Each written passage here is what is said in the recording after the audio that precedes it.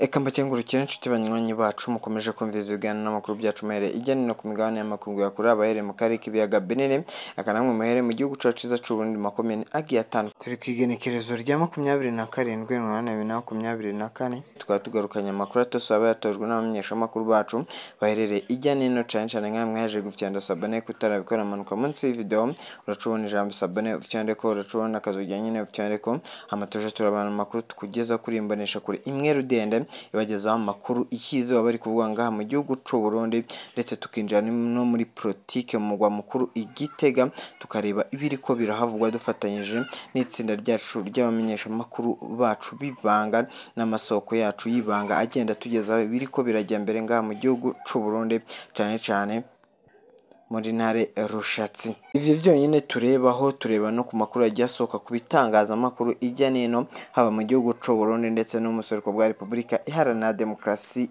ya Kongo aho twifashisha ibinyamakuru bigiye bitandukanye nka bwiza.com, France 24, Kivu Morning Post na Maisha DRC Congo. Ibi byose ni ibinyamakuru tugenda twibandaho nka za Kigali Today ndetse n'ahandi ijya nino hano mu gihugu c'u Burundi naho tukareba ibiriko birasohoka no mu buseruko bwa Republika Iharanira Demokarasi ya Kongo.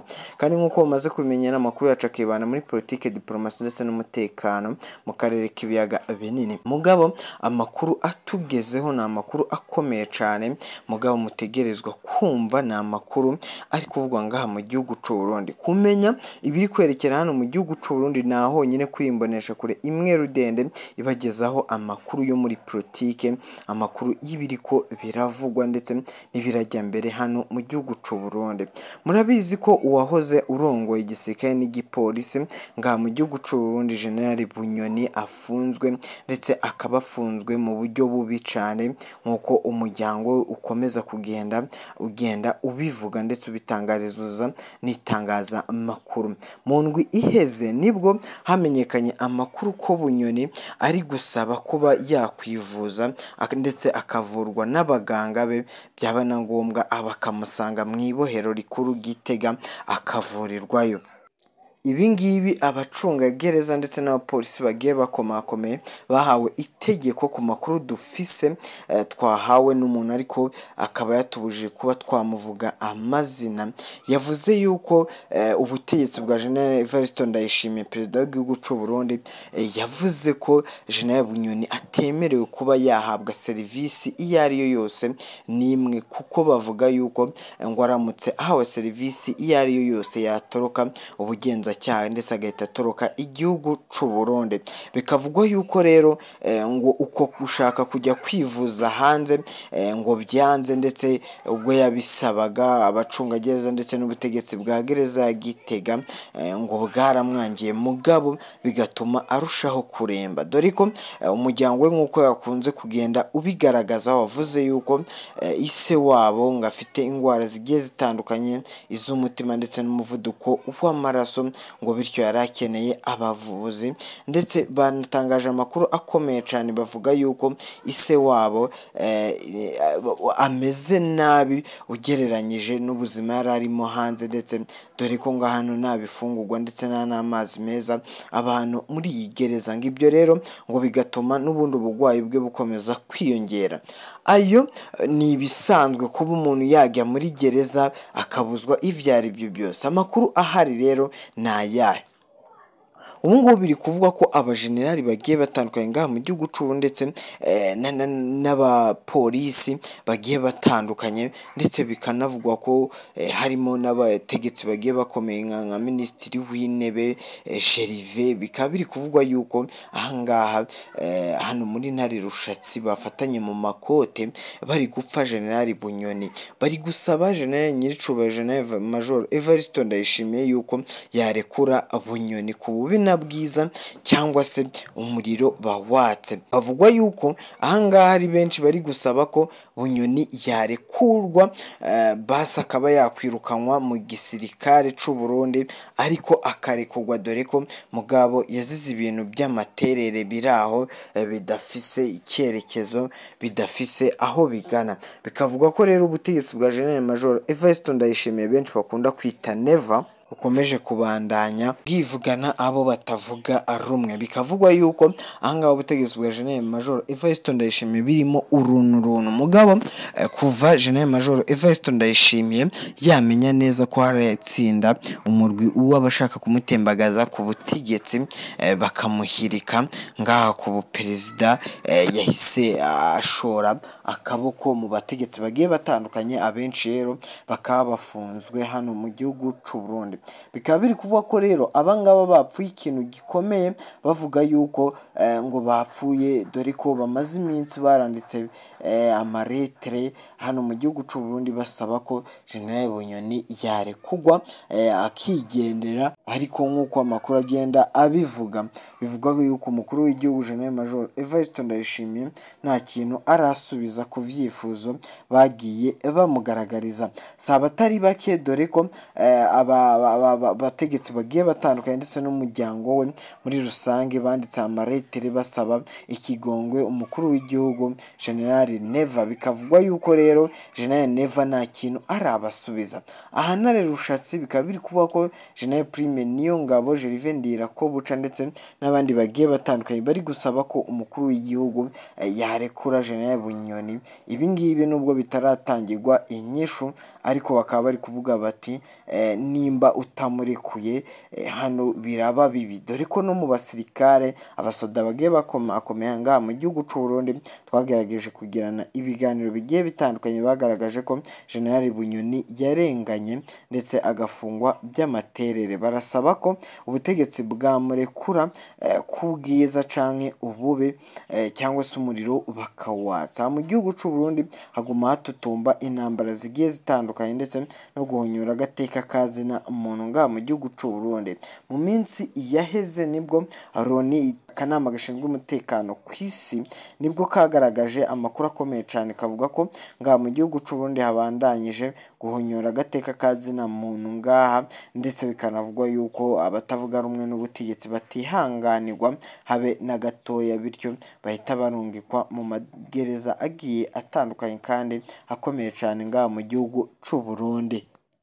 Ibi ngibi rero ubutegetsi bwa Gitega, ubutegetsi bwa General Major Evariste Ndayishimiye bukaba bwarahise buhakana ivy'aya makuru atangwa na Loni, bakavuga yuko ari abashaka kuba bahungabanya umutekano w'igihugu ndetse n'abanga u Burundi. Mu yandi magambo, munyemerere twese cyane tujye ku makuru yagiye asohoka ku bitangazamakuru bigiye bitandukanye. Hari amakuru agenda agaruka ku gihugu cy'u Burundi ndetse n'amakuru agaruka mu buseruko bwa Repubulika Iharanira Demokarasi ya Kongo, dore ko mugabo naho ibintu bitoroshe cyane. Munyemerere twese cyane duhere kuri izi mpunzi z'abarundi ziri mu gihugu cya Tanzania. Amakuru aravuga yuko murabizi ko byari bizwi neza ko hategetswe habayeho amasezerano y'igihugu cya Tanzania ndetse n'igihugu cy'u Burundi cyo gucyura impunzi ku ngufu, ariko impunzi z'abarundi zikomeza kugenda zigaragaza ko igihugu cy'u Burundi kitarimo umutekano ngari mukeya kandi ihohoterwa ry'abantu bagiye batandukanye iri kibandanyije. Bakakomeza bagaragaza amakuru akomeye cyane bavuga ko igihugu cy'u Burundi atamutekano uriyo, kandi bakanavuga yuko kugutaha ku ngufu leta ya Tanzania ishaka kubacyura hamwe na leta y'u Burundi.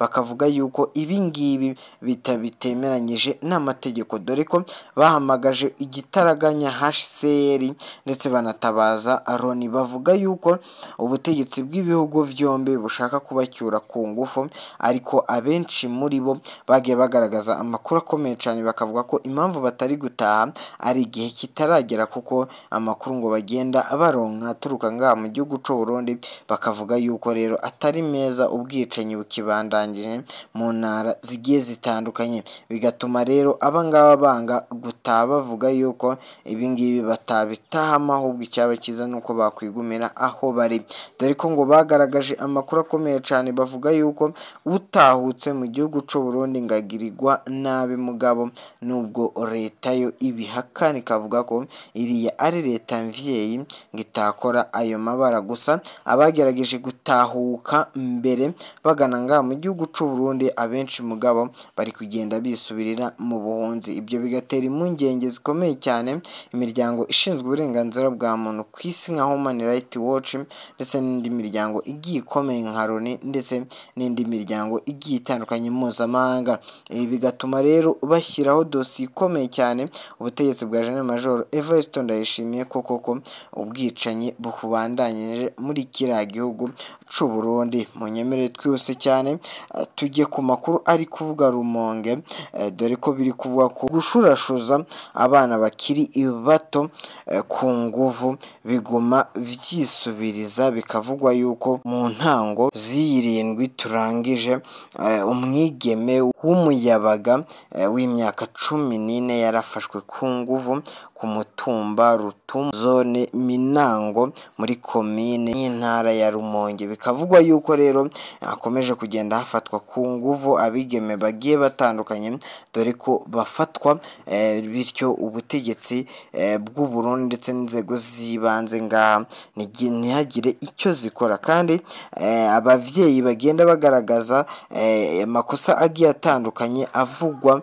ngaha mu gihugu c'u Burundi batuma atanyishu bahabwa. Bikavugwa yuko rero nta nyishu nimwe barahabwa kuri iki kibazo gikomeje kubandanya ngaha mu gihugu c'u Burundi. Bavuze yuko atagikozwe ngaha mu gihugu c'u Burundi harakomeza kugenda abigeme bafatwa ku nguvu n'abagabo bagiye batandukanye, dore ko bamaje kubona ko ubutegetsi bw'u Burundi butabyitayeho. Kandi aba bene igihugu bavuga yuko iyi ari imitungo y'igihugu ndetse ari nozoza h'igihugu nk'uko bagenda babigaragaza. Bavuga yuko ubutegetsi bwa General Major Evariste Ndayishimiye mugabo bwahise bwibandanyamo ibintu bigiye bitandukanye, harimo agateka kazina muntu ndetse no kuba kari guhonyorwa mu ntara zigiye zitandukanye. Akarorero nka hano gufata ku nguvu abigeme. Bakavuga yuko atari ivyo byonyine, ahubwo ngaha mu gihugu c'u Burundi hakomeje kuba habandanya n'ubwicanyi bugiye butandukanye, dore ko nta munsi wahera hadapfuye umuntu kandi wishwe. Ivyo ngibyo rero bakaba basaba leta ya Gitega bavuga ko yagira ikikora kuri ubwo bwicanyi bubandanya hano mu gihugu c'u Burundi ndetse no mu makomine agiye atandukanye, cyane cyane Bubanza na Kibitoke. Bikavugwa yuko kandi amabanda akomeje kwiyongera ku bwinshi ngaha mu gihugu c'u Burundi, bavuga yuko bujengereje abanyagihugu mu busuma bugiye butandukanye. Biravugwa yuko iyo bakoze ubusuma ugaca ubirukankana cyangwa se ukavuga bahita bakwiyicira. Bakomeza gutabaza polisi y'igihugu c'u Burundi ndetse n'igisirikare n'umukuru w'igihugu General Major Evariste Ndayishimiye yuko yagira icyo akora ngaha mu gihugu c'u Burundi hakagaruka amahoro mu makomine agiye atandukanye. Munyemerere twese cyane twerekere mu buseruko bwa Repubulika Iharanira Demokarasi ya Kongo, aho tugiye kurebera hamwe amakuru ari kuvugwa ngaha ku rugamba, dore ko naho ibintu vyakaze intambara yeruye hagati y'umuhari wa M23 ndetse n'igisirikare ca leta FARDC. Imigwano ikomeye cyane yabereye ahari Sake, bikaba biri kuvuga ko rero yahuje abarundi, ihuza FARDC, ihuza Tanzania, ihuza n'umugwi wa M23 na SADC na MONUSCO. Ibi ngibi byagabye ibitero bikomeye cyane ku mutwe wa M23, ariko vyarangiye hose na hose haguyemo umusirikare umwe ku ruhande rwa FARDC. N'umuriro wakagabira navugwa yuko n'ubu ngubu hakiri kuvuga amasasu agiye akiri make. Bikaba biri kuvuga ko rero FARDC itangaje amakuru akomeye cyane yihanganisha umuryango w'uyu musirikare waguye ku rugamba. Biravugwa yuko rero ngaha igisirikare cya M23 cyateze ibisasu bigiye bitandukanye mu nzira zose FARDC yakoresha ishaka kubagabaho ibitero. Ibi ngibi bikomeje guhangayikisha igisirikare ndetse n'abajenerali bagiye batandukanye ba Kongo, bavuga yuko batezwe bikomeye cyane, dore ko kugeza ubu ubwoba ari bwose ukomeza kubandanya imbere ku rugamba. Bikavuga yuko iyo bagiye ku rugamba cyabitwaje imodoka zigiye zikomeye nka za burende, ivyo bisasu bitezwe mu butaka n'umwari wa M23 bikaba byabaturikana. Munyemere twese tujye ku makuru. France 24 yashyize hanze nyuma yo kuba M23 yigaruriye agace ka Rwindi, agace gasobanuye byinshi ku butegetsi bwa Kinshasa kuri Antoine Felix Tshisekedi. Nyuma yuko M23 rero ifasha aka gace ka Rwindi, ibibazo ni ibibazo mu basirikare ba FARDC, dore ko biri kuvugwa yuko abasirikare 9 bagiye bakomeye baba generali bahamagajwe Kinshasa gutanga ibisiguro ngaho uko Rwindi yafashwe. Bikavugwa yuko rero umukuru w'igihugu Antoine Felix Tshisekedi Chilombo yahamagaje aba basirikare kugira babe bamuha ibisiguro hano kuri uru rugamba, ndetse banamubwire impamvu M23 ikomeje kujya imbere, ngababaza yuko niba hari icyo babuze ku rugamba, dore ko bivugwa ko FARDC ari ubuswa yifitemo ndetse no kutamenya kurwana urugamba neza n'imyimenyerezo mikeya. Bikavugwa yuko rero M23 ikomeje kuba yakwirukana ndetse yakwirukankana iki giseke ca leta FARDC. Biravugwa yuko FDLR, Wazalendo, Mai Mai ndetse n'abasirikare b'abarundi bakwiye imishwaro nyuma yo kumenya neza ko hari misile ndetse n'amabombe M23 yagiye itega ngaha mu butaka, bigahita rero biba vyahita bibaturikana, bigatuma rero abakomeza kugenda basubira inyuma gake gake. Munyemere twese cyane tujye ku makuru akomeye cyane, biri kuvugwa ko aba generali bashobora gusubira hano mu buseruko bwa Repubulika Iharanira Demokarasi ko gukomeza kuyobora uru rugamba, iyi migwano ihanganisha igisirikare cya leta FARDC, ariko ngo nibinaba ngombwa baratabwa muri yombi babe bafungwa, dore ko Antoine Felix Tshisekedi tayari yamaze kugaragaza ko hashobora kuba harimo akagambane abajenerali batari bamenyekana bagiye bakomakomeye ari bo baba bakorana n'umutwe wa M23. Antoine Felix Tshisekedi akunze kugenda agaragaza amakuru akomeye cyane avuga yuko bitangaje ndetse binababaje kuba umutwe witwaje intwaro uri mu buseruko bwa Repubulika Iharanira Demokarasi ya Kongo urusha ingufu igisirikare ca leta FARDC. Yashimangiye avuga yuko nubwo hakomeje kuzamo inzitizi zituma uyu muhari wa M23 udatsindwa ngo usubire iyo wavuye, yavuze ko azakora ibyo ari byo byose kugira uyu muhari ube wasubira inyuma ndetse kandi ube wanatsindwa aho waba uri hose. Antoine Felix Tshisekedi yakunze kugenda atangaza amakuru akomeye cyane avuga yuko bazakora ibishoboka byose bafatanyije n'abakongomani bakaba bakwirukana uyu mutwe wa M23.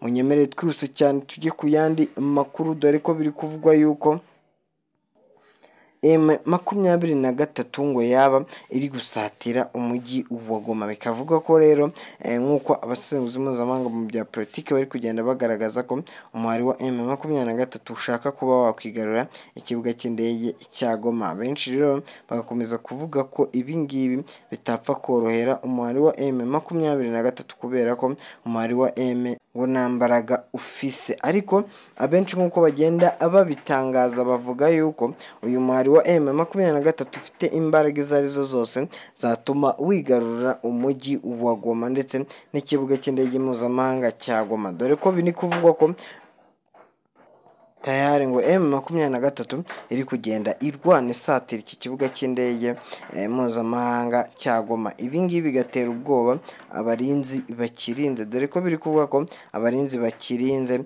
ari MONUSCO ndetse n'abacancuro b'abazungu. Bikavugwa yuko ahangaha ikibuga cy'indege mpuzamahanga cya Goma kirinzwe ku rwego rwo hejuru, ari nayo mpamvu ngo bitapfa korohera igisirikare ca leta FARDC. Nubwo hatabura abavuga yuko kuba umutwe wa M23 wakongera gufata iki kibuga cy'indege mpuzamahanga cya Goma bitayorohera, dore ko ku nshuro ya mbere mu myaka 10 ishize cyangwa se 7 nuko uyu muhari wa M23 wigaruriye bumwe mu buce hariya igoma. Bikanavugwa yuko yafashe uyu mujyi wa Goma ukawukontorora iminsi irenga 10, ariko amahanga yasagurukira hejuru ndetse birangira amahanga aje gutabara SADC, ingabo za Tanzania ndetse n'abandi birwana n'uyu muhari wa M23, birangira uyu muhari wa M23 utsinzwe wongera mu gihugu cya Uganda. Rero benshi bakavuga yuko byahita biwugendekera uko nguko, ari nayo mpamvu banga kuba bafata uyu mujyi bwa kabiri. mwakoze kutwumva ndetse no kubana natwe muri aya makuru yaragezweho. Ciao ciao.